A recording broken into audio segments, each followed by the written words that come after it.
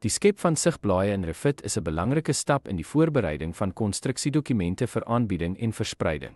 Sigblaaie stel aansigte, besonderhede en aantekeninge saam in 'n samehangende formaat vir hersiening. Navigeer na die bladskippingshulpmiddel, gaan na die aansigoortjie en kies blad om 'n nuwe blad te begin skep. Kies 'n titelblok, kies 'n gepaste titelblok uit die beskikbare opsies, wat die uitleg van jou blad sal definieer. Naam die blad, verskaf 'n duidelike titel vir die blad wat die inhoud daarvan weerspieël vir maklike identifikasie. Plaas aansigte op die blad, sleep en laat val aansigte vanaf die projekblaaier na die blad om hulle soos nodig te rangskik. Pas aan kykvensters, verander die grootte en posisie van kykvensters op die blad om optimale sigbaarheid en organisasie te verseker.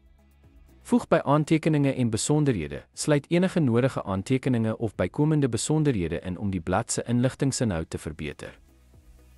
Die skep van velle is noodsaaklik vir die saamstel en aanbieding van Revit-tekeninge op 'n professionele wyse.